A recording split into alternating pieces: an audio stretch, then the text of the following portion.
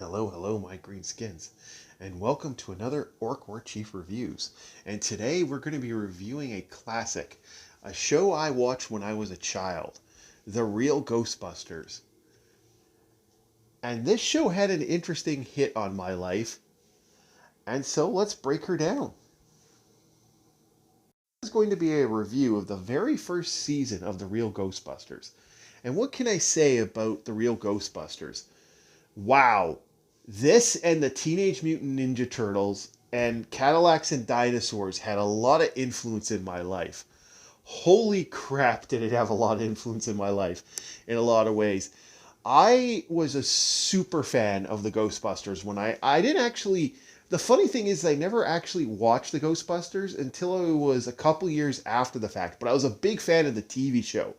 I didn't know there was a live action Ghostbusters movie this was based off of. I actually thought it was a cartoon back in the day. And I was super excited to watch this. And I was so happy to watch it when I was a kid. I used to get up every morning just to watch The Real Ghostbusters. And I had the toys, the board games, the magazine. I didn't go totally crazy. I didn't have everything because, the real rich kids had the proton packs. I didn't have the proton packs or any of the other thrower stuff, but I did have everything else. And I was super stoked to watch this show back then. And looking at it now as an adult, though, well, I'll have to break it down. Let's start with the voice acting. The voice acting for the Real Ghostbusters. This is going to be interesting. There's quite a cast of people that have done this. And I'm not going to go through it all because, again, there was a change within the later seasons. But for the very first season, you had a solid cast, including Garfield. Yeah, I believe Peter Venkman was also the voice of Garfield. And I didn't realize that he was the voice of Garfield for a very, very long time.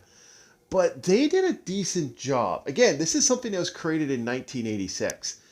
And to say cartoons were kinda for that era, you can't deny that they had that moment of just like, yeah, this is really kinda meh for voice acting. Remember, Inspector Gadget was a surprising show for that era, and like you didn't really start seeing the change into really good voice acting and editing until like a little later. Like I can't remember watching, like I've watched early episodes of Scooby-Doo. Not only do the voices don't sync, but like sometimes they're a little off. And you could tell that was like, oh yeah, that was one take. But this one was pretty solid and had a good balance. And I really did like it. It was actually not bad. Now the fun part. We're going to get to the story. The story for Ghostbusters. Huh. This is an interesting one because this is Monster of the Week. At least for the first season. And you literally have different type of monsters appearing. And there's quite a few. For the very first season, there was quite a few fun little tidbits here and there. And they did such a fun job with the Real Ghostbusters in a lot of ways. At least for me as a kid, I remember this being super inventive. And I'm looking at them now, and I'm like, fuck yeah. Like, there was so many unique things I liked. From some of the crazy faces. One of my favorite episodes from the first season was the troll episode with the Firebirds. Or the Fireflies. I like the Fireflies. They're these insane aspects of just pure fire, and it's so cool. And, that was the cool thing. And it only got better later seasons. But for the first season of this show, it was a solid, cool designs. As for the Ghostbusters, okay, all right. There were some hits and misses. It is kind of funny. Their story either annoys the fuck out of me or I hate it. And I like the idea of the Ghostbusters. I like the idea, but it was a monster of the week. And when you keep doing a monster of the week, monster of the week, monster of the week, it gets kind of boring after a while. And that, or you get big misses. Like there's a couple really good misses in this show. And it does kind of have that problem. Like at least for the first season, I found like you know. But no, the greatest thing about it were the designs. The designs for the monsters are epic. Ghostbusters, not so much. I'm going to be talking about this in the animation. And the Monster of the Week is okay. Not perfect. Like, again, Power Rangers did that for forever. They're still doing it to this day. So it can work. But this one had me kind of to the scenario. Let's get to the animation. So the animation for this, okay, I believe it was a Japanese company that worked on this, and you can see it. Some of the animation for the characters and designs of the people are really, they work. They're solid. The Ghostbusters themselves are hit and miss. And again, this is back in the 80s, so there is some animation errors. Like Ray Stantz appearing in one location when he shouldn't be appearing. One character showing up in another image which he shouldn't be. Like there's just a lot of little hits and misses. You can tell that. But this show is solid in the fact that the creature design is so cool. Like they have such a cool creature design. Like all these crazy ghosts and monsters and stuff, like there's just so many things they did with that worked. And it's not perfect, but it was for the time really good. Now that's the question. If you look at animation now, some of the insane things, especially coming out of Japan, like American animation has stepped back quite a significant number. Like it's way back than what it was. And you look at this animation now, and I'm like, well, this is actually solid compared to other animations. Like, I am watching the X-Men review. I'm reviewing the X-Men right now, so I'm watching episodes and episode. And I have a love-hate relationship with the with some of this animation for that. And this one, I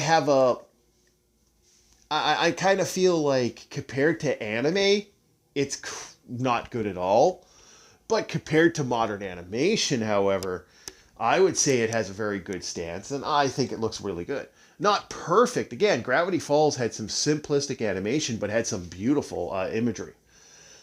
And they did a good job here and there. That's my best way to put it. This has like hit and miss animation in my mind. And there are animation errors, and those animation errors are one of the biggest problems for this. So let's get to the music. The music is 80s. Holy shit, is this 80s? And I'm not 100% sure. I've watched... Okay, there's multiple... Here's where it becomes a problem. Same with some of the animation issues. Determining on what streaming service and what group or what like thing you're using when you watch the Real Ghostbusters, I find that I've run into weird errors. And those weird errors are kind of all over the place. I don't know why it's like that. I don't know why it's all over the place. But it has this problem. So for the music I heard, there were actual songs in here. And they were very 80s songs. And I was kind of surprised because I don't remember that in the second season or later seasons. I haven't watched the later seasons. It's been a long time since I've seen this. A certain movie had come out, and so I've decided to do this just to kind of, one, ride the coattails, and two, give my take on the Real Ghostbusters.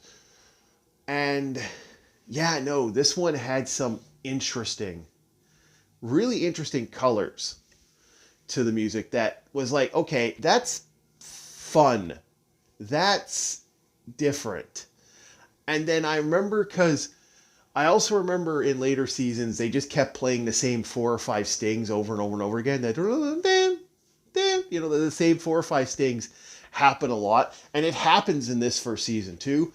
But then it goes into a pop song, which there are a lot of pop songs. So I would say good, but 80s. It's not Canadian Canadian rock Canadian rock radio the soundtrack. So I'm not hating it that bad.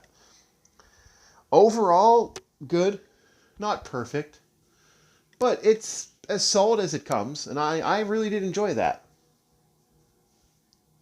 Next, let's get to the ratings. So, what can I review this? Now, here's the thing about this. If I was to review the entire show, I would have the problem is there's a couple seasons I just don't like.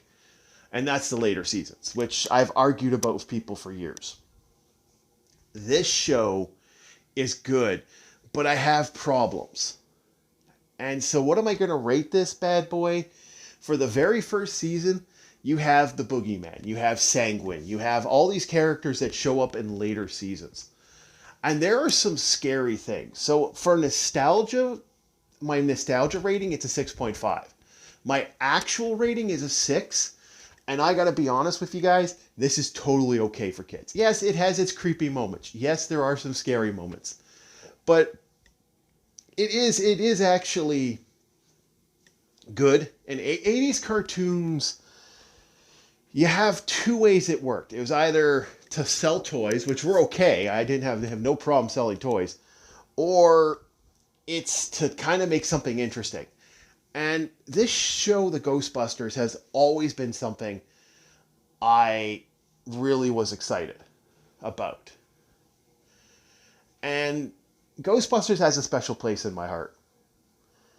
I'd like to thank everybody that's been listening. We're up to almost to 300. I'm super excited that 300 people are watching. I hope to have more people watching. I hope to get more people involved. Thank you very much. And like I said, I didn't expect to get... I didn't expect to have anybody over 20. So... thank you so much for the 300, almost 291 subscribers. And let's see if we can get this bad boy farther and deeper down the line. I'd love to keep doing this to the day I die. And hopefully, really been considering getting a Patreon going, just so I can start looking at getting an editor. So I can just do the audio and help people, and someone can help me out with that stuff. So I can double the movies and the TV shows. Thank you, everybody, and you have yourselves a very good day. And I'll see you next time on the next episode of Orc War Chief Reviews.